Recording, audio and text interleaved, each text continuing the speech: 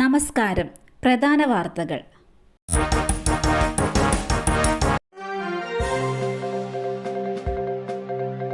സ്വവർഗ അനുരാഗികൾക്കായുള്ള dating app വഴി പരിചയപ്പെട്ട രണ്ടുപേർ ചേർന്ന് യുവാവിനെ വീട്ടിൽ പൂട്ടിയിട്ട് ഭീഷണിപ്പെടുത്തി പണം കവർന്നു. വടക്കൻ പറവൂരിലെ കോട്ടുവള്ളിയിലാണ് സംഭവം. കവർച്ചയ്ക്കിരയായ യുവാവ് പോലീസിൽ പരാതി നൽകിയിട്ടുണ്ട്. ഡേറ്റിംഗ് ആപ്പിലൂടെ പരിചയപ്പെട്ട യുവാവ് മറ്റൊരു സുഹൃത്തുമായി പരാതിക്കാരന്റെ വീട്ടിലെത്തി. ഈ സമയം വീട്ടിൽ മറ്റാരും ഉണ്ടായിരുന്നില്ല. തുടർന്ന് ഇരുവരും ചേർന്ന പരാതിക്കാരനെ കിടപ്പുമുറിയിൽ പൂട്ടിയിടുകയും കത്തി കാണിച്ച് ഭീഷണിപ്പെടുത്തുകയും ചെയ്തു. ഇവർ യുവാവിന് കൈവശമുണ്ടായിരുന്ന സ്വർണ്ണാഭരണങ്ങളും വിലപിടിപ്പുള്ള വസ്തുക്കളെയോ കൈക്കലാക്കാൻ ശ്രമിച്ചു. എന്നാൽ ഒന്നും കണ്ടെത്താനാകാതെ വന്നതോടെ പണം ആവശ്യപ്പെട്ടു.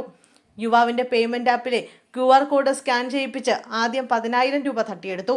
ഇതിനുശേഷം അച്ഛന്റെ അക്കൗണ്ടിൽ നിന്നും സ്വന്തം അക്കൗണ്ടിലേക്ക് 10,000 രൂപ ട്രാൻസ്ഫർ ചെയ്യിപ്പിച്ച ശേഷം ആ പണവും ഇതേ രീതിയിൽ കൈക്കലാക്കി. മൊത്തം 20,000 രൂപയാണ് പ്രതികൾ കവർന്നത്. നാണക്കേട് കാരണം ഇരയായാൽ പരാതി നൽകിയില്ലെന്ന് കരുതിയാണ് പ്രതികൾ സ്ഥലം വിട്ടതെങ്കിലും യുവാവ് ഉടൻ തന്നെ പോലീസിനെ സമീപിക്കുകയായിരുന്നു. പ്രതികളുടെ CCTV ദൃശ്യങ്ങൾ ഉൾപ്പെടെ ശേഖരിച്ച് പോലീസ് അന്വേഷണം ഊർജിതമാക്കിയിട്ടുണ്ട്. കുടുംബ വഴക്കിനെ തുടർന്ന് ജ്യേഷ്ഠനെ അനുജൻ കുത്തിക്കൊന്നു. മലപ്പുറം പൂക്കാട്ടൂർ പള്ളിമുക്കിൽ അമീറാണ് മരിച്ചത്. സംഭവത്തിൽ സഹോദരൻ ജുനൈദിനെ മഞ്ചേരി പോലീസ് കസ്റ്റഡിയിലെടുത്തു. കുടുംബ വഴക്കിനെ തുടർന്നുള്ള കൊലപാതകമാണെന്ന് പോലീസ് പറയുന്നു. പുലർച്ചെ 5 മണിയോടെയായിരുന്നു കൊലപാതകം. സ്വർണ്ണാഭരണങ്ങൾ തട്ടാനായി 45-കാരി മകളും 27-കാരൻ കാമുകനും ചേർന്ന് അമ്മയെ കൊന്നു. മുണ്ടൂരിൽ അമ്മയെ കൊന്ന മകളും കാമുകനും പിടിയിൽ. മുണ്ടൂർ സ്വദേശിനി തങ്കമണി എന്ന 75-കാരിയാണ് മകളും കാമുകനും ചേർന്ന് കൊലപ്പെടുത്തിയത്. കഴിഞ്ഞ ശനിയാഴ്ചയായിരുന്നു ദാരുണമായ സംഭവം. കൊല്ലപ്പെട്ട തങ്കമണിയുടെ മകൾ 45-കാരി സന്ധ്യ, കാമുകൻ 27-കാരൻ നിതിൻ എന്നിവരാണ് പോലീസിന്റെ പിടിയിലായത്. സ്വർണ്ണാഭരണങ്ങൾ തട്ടാനായിരുന്നു കൊലപാതകം. പോസ്റ്റ്മോർട്ടം റിപ്പോർട്ടിലാണ് കൊലപാതകമാണെന്ന് തെളിഞ്ഞത്. അമ്മ തലയിടിച്ച് വീണു മരിച്ചുവെന്നാണ് സന്ധ്യ ആദ്യം പറഞ്ഞത്. എന്നാൽ സന്ധ്യയും കാമുകനും അയൽവാസിയായ നിതിനും ചേർന്ന് തങ്കമണിയെ തലക്കടിച്ച് കൊന്ന ശേഷം മൃതദേഹം രാത്രി പറമ്പിൽ കൊണ്ടിടുകയായിരുന്നു.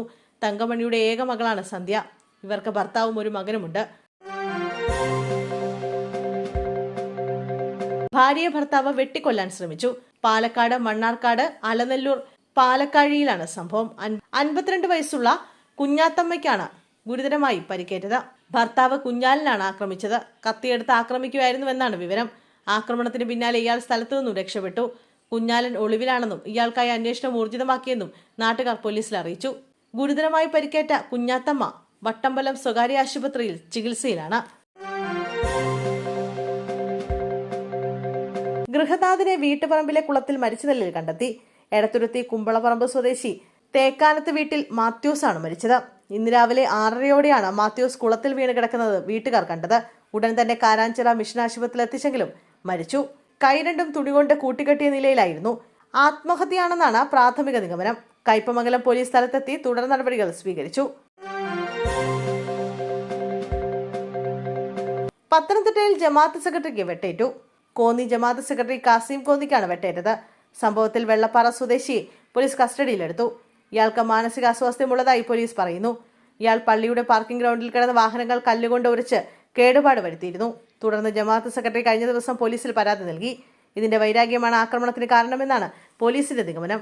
ആക്രമണത്തിൽ പരിക്കേറ്റ കാസിമിനെ കോന്നി മെഡിക്കൽ കോളേജ് ആശുപത്രിയിൽ പ്രവേശിപ്പിച്ചു.